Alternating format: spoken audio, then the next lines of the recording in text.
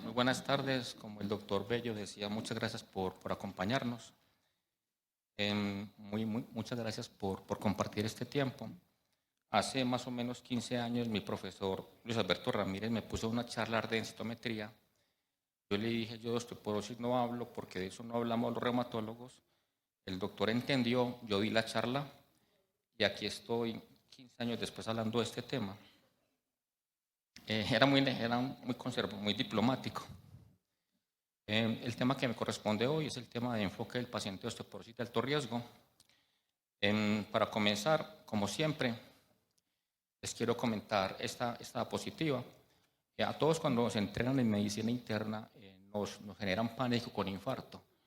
Y todos tenemos como esa doble mentalidad de que es rico ver un infarto, pero qué miedo ver un infarto. Porque el infarto definitivamente mata a nuestros pacientes y genera una serie de condiciones que afectan su calidad de vida. Ahora les presento esta nueva condición, el más conocido con síndrome de dismovilidad. Este síndrome de dismovilidad es un síndrome en el cual la osteoporosis genera aumento del riesgo de fractura de cadera y otros territorios, y esto va a generar una alteración en la calidad de vida del paciente, pero pareciera que eso se nos olvida. Tengo subrayado diabetes por un tema que enseguida les comentaré. La osteoporosis es una condición de alto riesgo, y no solamente alto riesgo de quedar caminando raro por cojera, sino de morirse. En Estados Unidos, en el 2019, hubo 4 millones de fracturas por fragilidad. 4 millones de fracturas por fragilidad.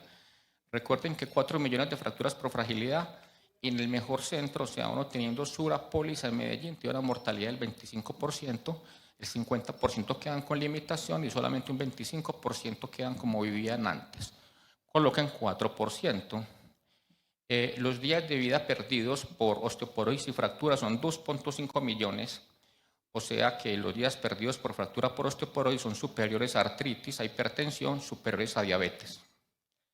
El número de muertes para ese año fue 248.000 muertos. Muertos es muertos del todo, los que no vuelven a consulta, lo cual es superior al riesgo de cáncer de pulmón. O sea que si un paciente mayor no vuelve a consulta, no posiblemente se cambió de médico, sino que cambió de estado físico. Ahora, algo que aprendimos del COVID es que el COVID nos hizo sentir a todos que nos podíamos morir y que es de todos. Luego de 50 años, la probabilidad de muerte es un 22% por año de vida en hombres mayores de 50. Y en mujeres, 46% y el riesgo de fractura en mujeres mayores de 50 por cada año de su vida. ¿Qué significa eso? Que todos los que estamos por llegar a los 50, deberíamos comenzar a tomar calcio luego del cumpleaños. Pero no aprendemos, miren, es una condición que nuestro cerebro de mamífero no ha podido entender. De cada 100 hombres que tienen una fractura, solamente 2 salen con tratamiento. Y de cada 100 mujeres que tienen fractura, solamente 22 salen con tratamiento. Y estamos hablando de centros con alta experiencia. La tasa de recurrencia, que es un tema del cual hablará el doctor Molina, es una tasa de recurrencia del 31% a 5 años. O sea que uno, si se salva la primera, puede que la segunda no se salve. ¿Qué es la osteoporosis? Luego de llamar la atención, básicamente la densidad de calidad ósea es un punto en el cual básicamente la densidad del hueso, que la podemos evaluar por densitometría o se puede evaluar por QCT, que es una forma de evaluar el hueso, que nos evalúa el hueso en volumen, mientras que la densitometría nos la evalúa por área sumada a la calidad del hueso. ¿Que la densitometría no es lo más adecuado? Sí, pero es lo que tenemos y es lo que vamos a seguir utilizando. Entonces, ¿por qué hay que estratificar el riesgo? ¿Por qué debemos enfocarnos al paciente y mirar cada paciente de forma individual? Por lo siguiente, la estimación del riesgo define la intervención. Eso es lo más importante de esta charla. Usted debe estratificar al paciente, como dirían en otra charla, porque si no se muere o lo mata, no. Hay que estratificar al paciente para que usted sepa qué le va a dar. ¿Por qué? Por eso tan importante. La definición de osteoporosis solamente basada en densitometría ósea es incompleta, es corta y le va a quedar fallando. Entonces usted debe evaluar otra serie de predictores de riesgo que no tienen que ver con la densitometría. ¿Cuáles son esos? Miren, en esta tabla tomada de este autor, el que lo pronuncie reclama un libro. Miren, en la primera columna, ¿cuál es el riesgo de fractura solamente cuando usted evalúa la densitometría ósea? Miren cuándo era el riesgo de fractura, cuando usted evaluaba el riesgo de fractura solamente por factores clínicos, pero miren cuál era el riesgo de fractura cuando se sumaban los factores clínicos más la densitometría ósea. ¿Qué significa eso? Que usted, la densitometría ósea es una herramienta a la cual le debe sumar los factores clínicos del paciente. Uno podrá decir por qué con la edad el FRAX no sube, porque si miramos entre 80 y 90 años, la probabilidad de fractura no se ve severamente afectada. De hecho, si uno mira el factor de riesgo en población mayor de 90 es de 2.02. Es porque en el FRAX la edad luego de los 80 años influye mucho en el riesgo. Es una de las críticas que tenemos al FRAX. Entonces, ¿cuál es la estratificación del riesgo? La estratificación del riesgo es que nos tomemos un minuto y miremos esto. Si tu paciente tiene más de 65 años, tiene osteoporosis de alto riesgo. Ya de entrada, 65 años es el punto de corte para osteoporosis de alto riesgo. Si el paciente tiene una fractura de más de 12 meses, es de alto riesgo en cualquier momento. Si la fractura, recuerden, ¿qué fracturas se van a tener presentes? La fractura de columna vertebral, la fractura de cuello femoral y esa fractura también y la fractura respecto a la fractura de muñeca. Hay muchos dilemas con la fractura de muñeca. ¿Qué hacer con la fractura de muñeca? Si el paciente tiene más de 70 años, sumen la fractura de muñeca como factor de riesgo. Si el paciente tiene menos de 70 años, 65, posiblemente ese factor de riesgo en muñeca no es tan importante. Eso es concepto de expertos aún. Y una vez que ustedes tienen el factor de riesgo clínico, ustedes ya ahora evalúan el factor de riesgo por densitometría. Les recuerdo, utilizamos el FRAX colombiano, no nos ponemos el que nos somos muy parecidos a los mexicanos, a los bolivianos. No, alguno pensará que es parecido a los daneses, pero no. Vamos a utilizar FRAX colombiano, pero aquí viene el cambio. Al FRAX le vamos a hacer estas modificaciones. Si tu paciente está con osteoporosis y tiene uso de esteroides, al FRAX mayor le sumas un 15%. Yo coloco las siglas en inglés, es para que los pacientes no me lean el término. ¿Por qué? Porque cuando me leen riesgo de fractura se asustan mucho, entonces por eso coloco mayor osteoporosis fracture y no osteoporosis mayor riesgo, porque leen en la historia clínica fractura y se atemorizan un poco. Entonces, si el paciente tiene más de 7,5 esteroides, le subes el riesgo 15% a fractura mayor y le subes el riesgo a cadera 10%. Una cosa que frecuentemente vemos en densitometrías, que la columna lumbar está muy enferma y la cadera está aliviada. ¿Qué hacer? Por cada desviación estándar hacia arriba, me explico, la cadera está normal, pero la columna está muy enferma. Por cada desviación estándar, usted suma un 10% al riesgo. Si usted cuenta con el TBS, por cada 30% de desviación estándar, usted le suma un 1% de riesgo. Y esto es historia de caídas, muy importante. ¿Cuánto es el punto de corte para caídas? Hay señoras que les parece muy charro caerse, no sé por qué es tan cómico, pero caerse más de 2 veces por año, incrementa el riesgo de fractura de una forma dramática, tema del cual hablará José Fernández, el doctor Molina. Si el paciente se cae más de 2 veces por año, le suban también un 30% en el riesgo. Y esto es súper interesante.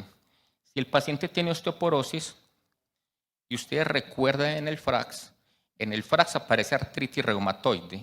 Si el paciente es diabético, también lo chulean. Los maté con ese dato. Yo también cuando lo leí dije, dramático. ¿Por qué? Porque la diabetes tipo 2 se está volviendo cada vez más en un determinante crítico de riesgo de osteoporosis. Entonces, paciente con diabetes tipo 2 en FRAX chulean artritis reumatoide. Paciente que usa esteroides suben porcentaje y pacientes que tengan fracturas suben porcentaje. Luego de que usted ha determinado el porcentaje por FRAX, usted puede utilizar una de las tablas que tenemos, ya las tablas colombianas o las tablas europeas, para poder determinar el riesgo. Y determinando el riesgo, determina la intervención. Ahora, ¿qué intervención dar? Hasta el año 2012, el riesgo de fractura por osteoporosis generó un incremento dramático en el uso de bifosfonatos. Pero ¿qué sucedió? La gente comenzó a tenerle temor a los bifosfonatos. ¿Temor? ¿Temor a qué? A temor a los eventos adversos. Esta es una diapositiva tomada de una experiencia en Canadá.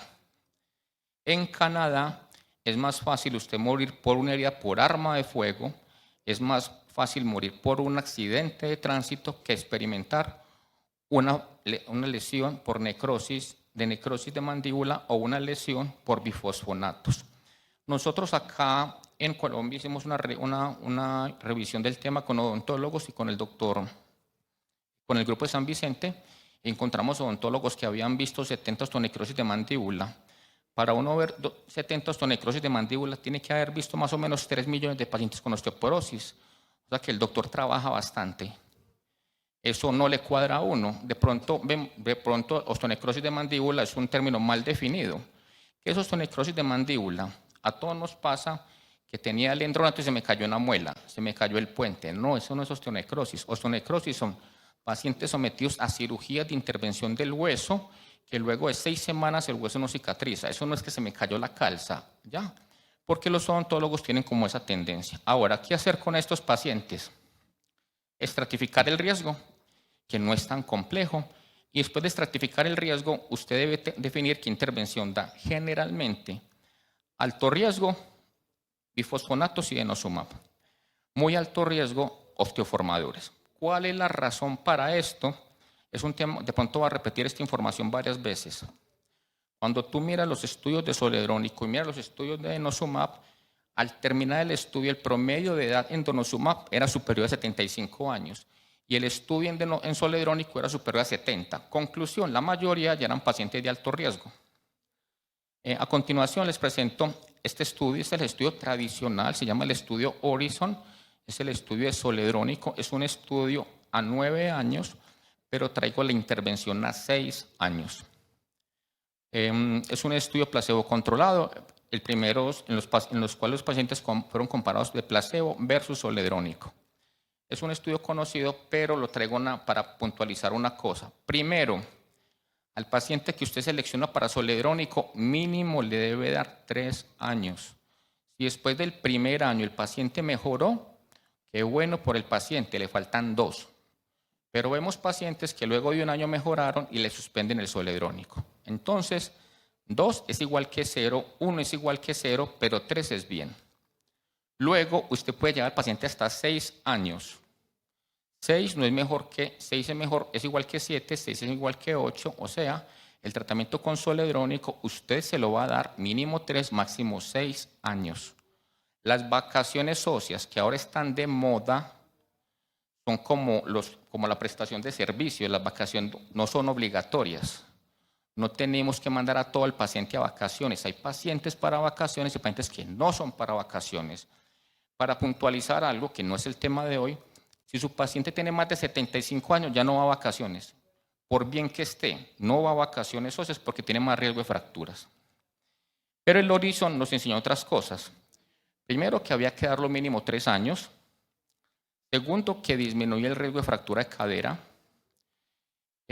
Muy interesante, los resultados del Horizon eran independientes de la población que se utilizara. ¿Qué significa? No importaba la edad, el sexo y la talla. Finalmente, el tratamiento a 9 años no era mejor que el tratamiento con beneficios adicionales más allá de ese tiempo. Pero había otras cosas beneficiosas de los bifosfonatos. Mejoría del dolor lumbar, disminución de la limitación de la actividad hasta en 20 días, mejoría del reposo en cama. Los pacientes que utilizaban zoledrónico al momento de fracturarse tenían entre 1 y 3 meses menos tiempo de estar postrado en cama. Hay estudios recientes que evidencian que el uso de bifosfonato igualmente disminuye el riesgo de cáncer de colon y enfermedad coronaria y muerte por enfermedad coronaria. Posteriormente, el otro medicamento utilizado es el denosumab, es un medicamento bloqueador del RAN ligando con un estudio conocido como el FREEDOM, un estudio que fue seguido a 3 años y luego a 10 años. Y me detengo acá. ¿Por qué 3 años? Porque FDA exige que los resultados de beneficio y resultado final se den a 3 años.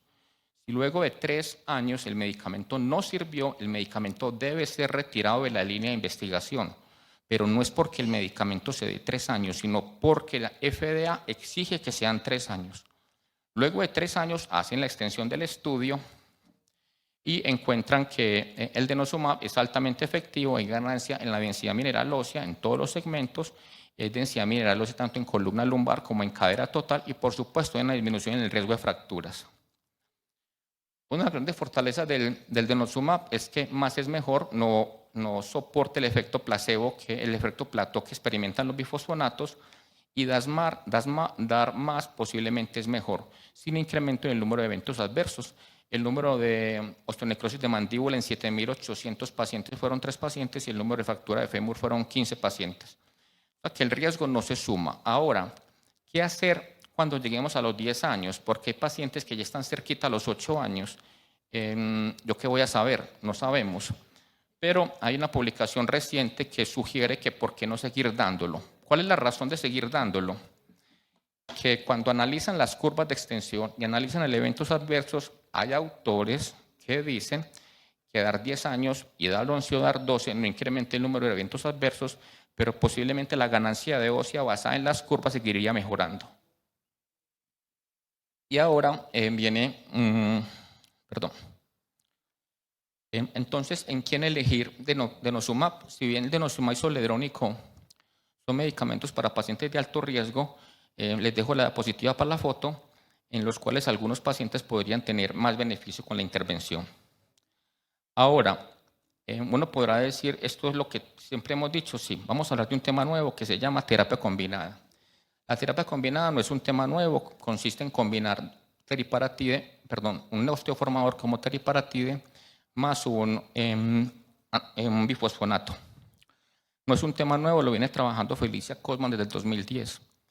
Hay tres formas de dar terapia combinada, vamos a hablar de una de ellas. Terapia combinada se puede dar, iniciar teriparatide y al mes 9 iniciar alendronato. Segunda forma, iniciar teriparatide y el mismo mes iniciar zoledrónico. Y tercero, utilizar teriparatide y al mismo tiempo utilizar denosumab. Como esto es una charla libre de la empresa, podemos hablar de estos estudios. ¿Qué encontró Felicia Cosman? Hace ya 10 años, 11 años, que los pacientes que tenían terapia combinada eran mejores que la terapia única. Pero llegaron 3 estudios. Un estudio que se llama los estudios DATA, que evaluaron inicialmente a 3 años y luego una extensión a 5 años, y luego un estudio que llama el DATA HD. ¿En qué consisten los estudios? Eran 3 brazos, a los 3 brazos, a un brazo le daban teriparatide monoterapia, a otro brazo le daban denosumab y a otro brazo le daban teriparatide con denosumab. Cuando uno mira los resultados, cuando el estudio fue a 24 meses y con extensión a 48 meses, a los 48 meses los pacientes fueron cambiados de grupo. Cuando uno mira los resultados, uno diría que en columna lumbar el beneficio no es tan grande, pero miren cadera total comparado con teriparatide solo. Y le llamo la atención a esos pacientes que tenemos que la columna está muy enferma, la cadera está muy enferma y no sabemos si darles teriparatide o darles un antirresortivo. ¿Qué encontró este estudio? Aquí están los análisis finales. Encontraron que teriparatide combinado no era mejor que monoterapia en columna, pero era dramática la diferencia cuando se comparaba cadera femoral y cuello total. Y finalmente tenemos un estudio más reciente que se llama el DATA HD, que no es alta definición, sino alta intensidad de dosis, en el cual a los pacientes no les dan 20 miligramos de teriparatide, sino 40 miligramos. ¿Cuál es la gran diferencia de este estudio? Uno inicialmente pensará, sin querer colocar un corcho a nuestro análisis, que esto sale más costoso. Pero miren que los pacientes no fueron tratados a 18 meses. Los pacientes que fueron tratados con denosumab, con teriparatide, solo recibieron teriparatide 9 meses. Y luego, al mes 3, les comenzaron denosumab. El denosumab se lo dejaron 2 dosis. ¿Qué quiere decir eso? Que le dieron la mitad del tratamiento que utilizamos en teriparatide y 2 dosis solamente de denosumab. ¿Qué encontraron? Miren los desenlaces que se encontraron en terapias combinadas en columna, en cuello femoral y en cadera total.